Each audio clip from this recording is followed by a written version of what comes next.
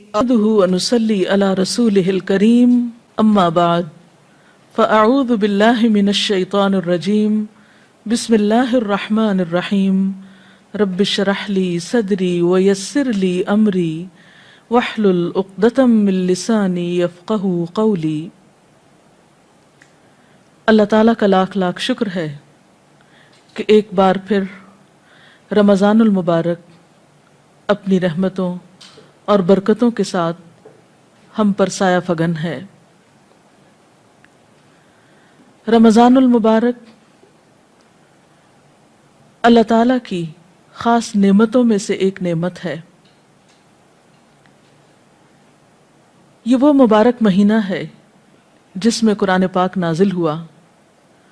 तो आइए देखते हैं कि इस महीने से हम किस किस तरीके पर फ़ायदा उठा सकते हैं। खुसूसी तौर पर हमें कौन से काम ऐसे करने चाहिए कि जिससे हम इस महीने से सही तौर पर फ़ायदा उठा सकें। अगर देखा जाए तो हमारा दीन दो बड़े कामों का मजमुआ है। एक तरफ हमें अपने रब के हुकूक अदा करना है जिसने हमें पैदा किया, जिसने हमें ज़िंदगी जैसी नेमत दी और बेशुमार दीगर नेमतें अता की। हम उसके एहसान मंद हों, उसके हुकूक अदा करें। और दूसरी तरफ उन इंसानों के हुकूक की अदायगी हमारे दीन का एक लाजमी हिस्सा है जिन इंसानों के साथ हम इस ज़मीन पर रहते हैं, जिनके साथ हमारा दिन रात राब्ता और वास्ता होता है, ताल्लुक़ होता है। और एक इंसान की ज़िंदगी उसी वक्त पुरसुकून और ख़ूबसूरत ज़िंदगी बन सकती है। और दूसरी तरफ इस ज़मीन पर बसने वाले इंसानों के साथ अच्छा सलूक करे, एहसान के साथ पेश आए। जो इंसान इन दोनों चीज़ों की तरफ तवज्जो देता है वही इंसान दरअसल एक एतदाल की ज़िंदगी बसर करता है, जिसके नतीजे में इंसान इस दुनिया में भी सुकून पाता है और दूसरी ज़िंदगी यानी आखिरत की ज़िंदगी भी उसकी खुशगवार हो सकती है। तो आइए देखते हैं कि इस महीने में करने के काम क्या हैं। सबसे पहले हुकूकुल्लाह, अल्लाह ताला के हुकूक, अपने खालिक के हुकूक की अदायगी में नंबर 1 नमाज है। नमाज दीन का सुतून है। एक मोमिन और काफिर के दरमियान फ़र्क है। नमाज नबी सल्लल्लाहु अलैहि वसल्लम के नज़दीक आंखों की ठंडक है और ये एक हकीकत है कि इंसान के लिए सुकून हासिल करने का सबसे बड़ा ज़रिया नमाज है, जिसमें इंसान पाक साफ होकर पूरी यकसुई और तवज्जो के साथ अल्लाह ताला के हुजूर हाजिर होकर उसको याद भी करता है और उससे दुआएं भी करता है। और इस महीने में फ़र्ज़ नमाज के अलावा खुसूसी तौर पर नवाफिल का एहतमाम ज़रूरी है, जिनमें खुसूसन रात का क़याम तरावीह की शक्ल में या फिर तहज्जुद की शक्ल में। क्योंकि नबी सल्लल्लाहु अलैहि वसल्लम ने फरमाया, मन क़ाम रमदान ईमाना व एहतिसाबन गुफ़िर लहू मा तक़द्दम मिन ज़म्बिह, जिसने ईमान और एहतिसाब यानी अपना हिसाब करते हुए और अल्लाह ताला से अच्छे अजर की तवक्को रखते हुए सिर्फ अल्लाह की रज़ा की खातिर रात का क़याम किया, अल्लाह ताला उसके पिछले सब गुनाह माफ़ फरमा देंगे। तो इसलिए दिन को रोज़ा और रात को तरावीह की नमाज, नफल नमाज, इसका ख़ास एहतमाम करना बेहद ज़रूरी है। रोज़े और नमाज के अलावा खुसूसी तौर पर इस महीने में कुरान पाक से ताल्लुक़ कायम करना चाहिए, क्योंकि ये वो महीना है जिसमें कुरान पाक नाजिल हुआ। शहरु रमज़ान अल्लज़ी उन्ज़िल फ़ीहिल क़ुरआन, रमज़ान वो महीना है जिसमें कुरान पाक उतारा गया है। लिहाजा कुरान पाक से मुख्तलिफ तरीके पर आप ताल्लुक़ कायम कर सकते हैं। मसलन तिलावत के ज़रिए, रात को तरावीह में सुनकर, यानी आप ऐसी जगह पर तरावीह पढ़ें जहाँ कोई अच्छा कारी खूबसूरत अंदाज में क़िरात करता हो, यानी ख़ुद तिलावत के अलावा कुरान का सुनना भी एक इबादत है। और ख़ुसूसन नमाज के अंदर उसका पढ़ना और सुनना आम क़िरात से ज़्यादा अजर व सवाब का बायस है, क्योंकि क़यामत के दिन कुरान पाक इंसान के हक़ में सफारिश करेगा और कहेगा कि अल्लाह, इसने मुझे क़याम की हालत में पढ़ा। फिर इसी तरह कुरान पाक चूँकि हिदायत की किताब है, इसलिए तिलावत अजर की खातिर اور ثواب کی خاطر کرنے کے علاوہ، برکت کی خاطر کرنے کے علاوہ اس کا سمجھنا بہت ضروری ہے۔ اللہ سبحانہ وتعالیٰ فرماتے ہیں کتاب انزلناہ مبارک لیدبروا آیاتہ، یہ ایک کتاب ہے جسے ہم نے اتارا ہے تاکہ لوگ اس کی آیات میں غور و فکر کریں، وَلِيَتَذَكَّرَ أُولُو الْأَلْبَابِ، اور تاکہ عقل مند لوگ اس سے سبق حاصل کریں، نصیحت پکڑیں۔ ذَلِكَ الْكِتَابُ لَا رَيْبَ فِيهِ هُدًى لِّلْمُتَّقِينَ، یہ کتاب جس میں کوئی شک نہیں، متقی لوگوں کی ہدایت کے لیے آئی ہے، یہ ایک گائیڈ بک ہے۔ لہٰذا اس مہینے میں ہمیں قرآن پاک کو سمجھ کر پڑھنے کی بھی کوشش کرنی چاہیے، کیونکہ عبادت کا مہینہ ہے اور علم کا سیکھنا سکھانا بہترین عبادت ہے، کیونکہ ایک عالم کو عابد پر فضیلت حاصل ہے۔ تو روزے کی حالت میں جہاں آپ عبادات کی طرف توجہ دیتے ہیں، وہاں افضل ترین عبادت قرآن کے سیکھنے اور سکھانے کی طرف بھی توجہ کیجیے۔ نبی صلی اللہ علیہ وسلم نے فرمایا خیرکم من تعلم القرآن وعلمہ، تم میں بہترین ہیں وہ لوگ جو قرآن سیکھیں اور سکھائیں۔ لہٰذا جو لوگ قرآن جانتے ہیں، یعنی اس کا ترجمہ جانتے ہیں، اس کا مفہوم جانتے ہیں، وہ ایسی مجلسیں قائم کریں کہ جس میں دوسرے لوگوں تک قرآن کا پیغام پہنچا سکیں۔ اور اسی طرح جو لوگ نہیں جانتے وہ خاص طور پر ایسے علماء اور ایسے لوگوں کے حلقوں میں حاضر ہوں اور وہاں قرآن سیکھیں تاکہ ان کی زندگی میں بھی قرآن کی خیر و برکت نظر آئے، کیونکہ اللہ تعالیٰ اس کتاب کے ذریعے کچھ قوموں کو بلندی عطا کرتے ہیں اور کچھ قوموں کو ذلیل و رسوا کر دیتے ہیں۔ تو قرآن جیسی نعمت کے ہوتے ہوئے اگر کوئی شخص اس رحمت اور برکت سے فائدہ نہیں اٹھاتا تو وہ خود اپنا نقصان کرتا ہے۔ اور رمضان المبارک قرآن کی طرف رجوع کرنے کے لیے ایک بہترین مہینہ ہے۔ قرآن پاک کے ساتھ تعلق کے علاوہ خصوصی طور پر دعاؤں کا اہتمام کرنا چاہیے۔ روزے کی حالت میں دعا قبول ہوتی ہے، سحری کے وقت دعا قبول ہوتی ہے، افطار کے وقت دعا قبول ہوتی ہے۔ ایک حدیث کا مفہوم کچھ اس طرح ہے کہ افطار کے وقت کی دعا رد نہیں کی جاتی، اس لیے خصوصی طور پر گھروں میں خواتین اپنے بچوں کو، اہل خانہ سب کو افطار سے پہلے دعا کی طرف متوجہ کریں تاکہ ان برکت کے لمحات سے فائدہ اٹھایا جائے۔ اسی طرح قرآن پاک کی تلاوت کے بعد دعا قبول ہوتی ہے، جو عام دنوں کے مقابلے میں رمضان میں زیادہ کی جاتی ہے۔ پھر اسی طرح نمازوں کے بعد، نوافل کے بعد، یعنی بہت سارے مواقع آپ کو رمضان میں ایسے ملیں گے جو دعا کی قبولیت کے ہوں گے۔ ان مواقع سے فائدہ اٹھائیے اور خوب خوب دعائیں کیجیے، اور اس میں اپنے لیے، اپنے اہل خانہ کے لیے، اپنے اہل وطن کے لیے، ملت اسلامیہ کے لیے اور دنیا بھر کے انسانوں کے لیے خوب خوب دعائیں کیجیے، کیونکہ جب انسان دوسروں کے لیے دعا کرتا ہے تو اللہ تعالیٰ اس شخص کے لیے فرشتہ مقرر کر دیتے ہیں جو آمین کہتا ہے اور ساتھ اس شخص کے لیے دعا کرتا ہے جو کسی دوسرے کے لیے دعا میں مشغول ہوتا ہے۔ اور ویسے بھی کسی کے لیے غائبانہ طور پر دعا کرنا جو ہے وہ بھی ایک قبولیت کا باعث بنتا ہے۔ اسی طرح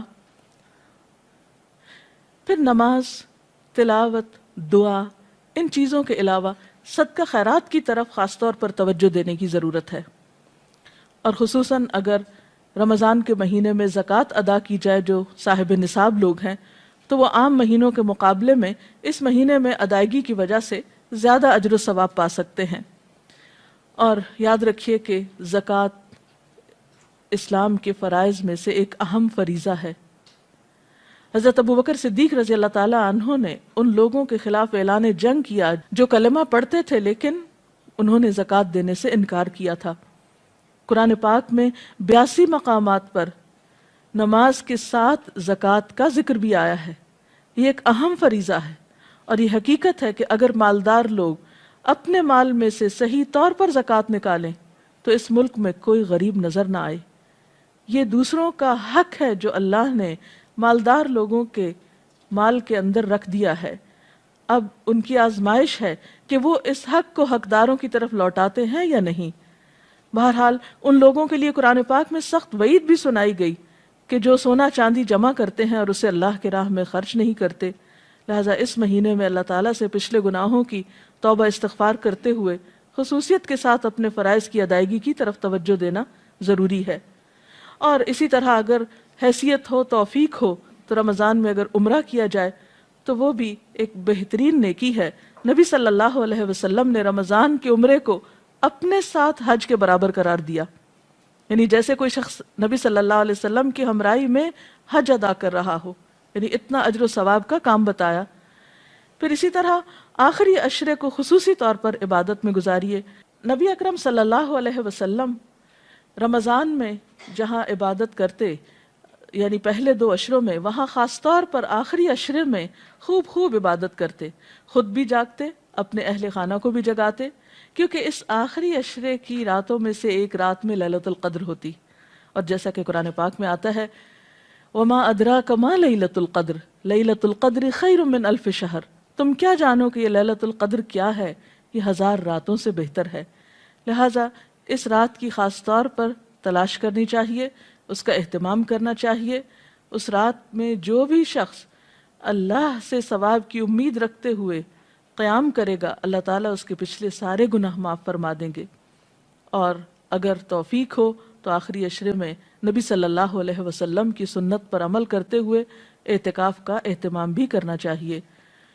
اللہ تعالیٰ سے دعا ہے کہ وہ ہمیں بہترین نیکیوں کی توفیق دے اور اس رمضان کو ہماری بخشش کا ذریعہ بنا دے اور ہمیں پچھلے گناہوں کے کفارے کی توفیق عطا کر دے. وآخر دعوانا ان الحمد للہ رب العالمین. اگر آپ میں سے کوئی آج کی اس ٹاک کے بارے میں، گفتگو کے بارے میں کوئی سوال کرنا چاہے تو یو آر ویلکم. جی آپ سوال کریں. ڈاکٹر صاحبہ، جیسا کہ ابھی آپ نے فرمایا کہ ہمارے دین میں 2 بنیادی چیزیں جو بہت اہم ہیں، وہ ان میں سے ایک حقوق اللہ اور دوسرا حقوق العباد. ان دونوں میں توازن کس طرح رکھا جا سکتا ہے؟ کیونکہ عام طور پہ دیکھا یہ گیا ہے کہ انسان ایک طرف ہو کے رہ جاتا ہے. اس کی طرف آپ کچھ وضاحت کریں گے؟ حقوق اللہ اور حقوق العباد میں توازن قائم کرنا بے حد ضروری ہے، کیونکہ اگر کوئی شخص اللہ تعالیٰ کے حقوق کو ضائع کرتا ہے، یعنی نماز روزے سے غفلت برتتا ہے اور صرف انسانوں کی خدمت کرتا ہے، تو یہ بھی کافی نہیں. کیونکہ جس کے ہم پر احسانات ہیں ہم نے اسی کا احسان نہیں مانا، تو دوسرے انسانوں پر احسان کرنا پھر کافی نہیں. اور کچھ لوگ ایسا ہیں کہ جو حقوق اللہ کی ادائیگی تو کرتے ہیں لیکن حقوق العباد سے غفلت اختیار کرتے ہیں. تو ان دونوں میں توازن کے لیے ٹائم مینجمنٹ کی بہت ضرورت ہے. اللہ تعالیٰ نے ہمارے اوپر بہت احسان فرمایا کہ ہماری عبادات کے اوقات مقرر کر دیے. مثلا نمازوں کے اوقات مقرر ہیں، روزے کے لیے 1 مہینہ مقرر ہے، حج کا وقت مقرر ہے. تو ہم دیکھتے ہیں کہ اللہ تعالیٰ نے اپنے حقوق تو بہت کم ہم پہ رکھے. دن میں 5 اوقات میں نماز جو پڑھنا ہوتی ہے وہ ان کے اوقات اس مناسب طریقے سے رکھے گئے ہیں کہ ہمارے لیے کچھ بھی بوجھ نہیں ہے. دن کا ایک بڑا حصہ صبح کا وقت کام کے لیے رکھا گیا. شام میں نمازوں کے اوقات قریب ہیں لیکن اس میں بھی ادائیگی کچھ مشکل نہیں. حقیقت یہ ہے کہ نماز انسان کو ایک اسٹرینتھ دیتی ہے، قوت دیتی ہے اور اس کو مزید تیار کرتی ہے کہ وہ حقوق العباد کو اچھی طرح ادا کر سکے اور صرف اللہ کی رضا کے لیے ادا کرے. اور حقوق اللہ کی ادائیگی کے بعد انسان اپنے ذہن میں حقوق العباد کی فہرست رکھے، اس میں ان تمام افراد کی طرف توجہ رکھے جو اس کے دائرہ کار میں آتے ہیں اور ان کے لیے بھی اوقات مقرر کرے. نبی صلی اللہ علیہ وسلم کی ایک اور حدیث سے ہمیں پتہ چلتا ہے کہ آپ صلی اللہ علیہ وسلم نے ہمیں اس بات کی تعلیم دی ہے کہ ہر انسان کے پاس کچھ گھڑیاں ایسی ہوں جن میں وہ اپنے رب سے بات کرے، کچھ گھڑیاں ایسی ہوں جن میں وہ انسانوں کے حقوق ادا کرے، کچھ گھڑیاں ایسی ہوں کہ جس میں وہ سیکھنے سکھانے کا کام کرے. تو بہرحال ہمیں ان دونوں طرف ایکولی توجہ دینا ہوگی اور ان کے اوقات کی پابندی کرنا ہوگی. ہر شخص اپنی سہولت کے مطابق ایک ٹائم ٹیبل بنا سکتا ہے. ڈاکٹر صاحب، روزے کے 2 چیزیں بہت اہم ہیں، سحری کھانا اور افطار کرنا. ہم یہ دیکھتے ہیں کہ عموماً ہمارا ٹرینڈ جو ہے افطار کی طرف زیادہ جاتا ہے اس کے اہتمام میں. کچھ سحری کی فضیلت کے بارے میں آپ ہمیں بتائیں گے؟ جی، یہ آپ نے درست فرمایا کہ عموماً ہمارے ہاں افطار کا تو بہت اہتمام کیا جاتا ہے لیکن سحری کی طرف زیادہ توجہ نہیں دی جاتی. آپ نے فرمایا سحری کیا کرو کیونکہ سحری کرنا بابرکت ہے، سحور میں برکت ہے. اور پھر ویسے بھی دیکھیے کہ سحری کے وقت دعائیں قبول ہوتی ہیں. اہل ایمان کی خصوصی صفت بتائی گئی، وَبِالْأَسْحَارِ هُمْ يَسْتَغْفِرُونَ. اس وقت انسان اگر سحری کی تیاری کے لیے اٹھتا ہے اور ساتھ ساتھ ذکر کرتا ہے مثلاً آپ کھانا لگا رہے ہیں، آپ برتن اٹھا رہے ہیں، آپ تیاری کر رہے ہیں کسی بھی طرح، ساتھ ساتھ اللہ تعالیٰ کا ذکر بھی کر سکتے ہیں اور خصوصاً استغفار کر سکتے ہیں، تو وہ موقع اور وقت جو ہے وہ بہت بابرکت ہوتا ہے، اور سحری کے ساتھ جو روزہ رکھا جاتا ہے وہ کہیں زیادہ بہتر ہے بنسبت اس روزے کے جو بغیر سحری کے رکھا جائے۔ میرا سوال زکوٰۃ کے بارے میں تھا کہ رمضان میں زکوٰۃ جو ہم نکالتے ہیں اس کو رمضان کے مہینے میں حساب کر کے پورے سال میں رفتہ رفتہ اسپینڈ کر سکتے ہیں، یا رمضان کے مہینے میں ہی پورا نکال دینی چاہیے؟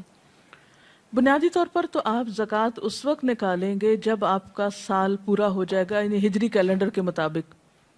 مثلاً اگر آپ نے محرم میں کچھ سونا خریدا جو کہ نصاب کی حد کو پہنچتا تھا، تو اس صورت میں آپ کی زکوٰۃ اگلے سال محرم کی اس تاریخ کو ڈیو ہو جائے گی، یعنی آپ کو ادا کرنا ہوگی۔ اب ضروری نہیں کہ آپ رمضان تک 8-9 مہینے انتظار کریں اور زکوٰۃ روک کے بیٹھے رہیں، اور پھر آپ رمضان میں بھی پوری نہیں ادا کریں اور پھر سال بھر تھوڑی تھوڑی ادا کریں، تو یہ درست نہیں ہوگی، یہ بات درست نہ ہوگی۔ اس سلسلے میں حکم یہ ہے کہ جب سال پورا ہو تو آپ زکوٰۃ نکال دیں، کیونکہ زکوٰۃ کا مال اگر آپ کے مال میں شامل ہوا تو آپ کے مال کو بھی نقصان پہنچا سکتا ہے۔ زکوٰۃ کی ادائیگی دراصل مال کی صفائی اور تطہیر کا ذریعہ ہے۔ اس کے لیے آپ ان ایڈوانس، یعنی مثلاً آپ کی اگر زکوٰۃ محرم میں ڈیو ہے اور آپ اگلے محرم تک سال میں پہلے ہی تھوڑی تھوڑی ادا کرتے رہیں، تو وہ زیادہ بہتر ہے بنسبت اس کے کہ آپ سال بھر گزر جائے اور لوگوں کا پیسہ آپ کے مال میں باقی رہے اور آپ رمضان کا انتظار کرتے رہیں، تو اس صورت میں یہ درست نہ ہوگا۔ ہاں یہ ہے کہ آپ رمضان میں ان ایڈوانس زکوٰۃ دے دیں، اور محرم میں جب آپ کی ڈیو ہو تو اس وقت تک آپ اپنے فریضے سے فارغ ہو چکے ہوں، تو ایسا کیا جا سکتا ہے۔ اس کے ساتھ ہی ہمارے آج کے پروگرام کا وقت ختم ہوتا ہے۔ انشاءاللہ اگلے پروگرام کے ساتھ حاضر ہوں گے۔ وآخر دعوانا ان الحمد للہ رب العالمین۔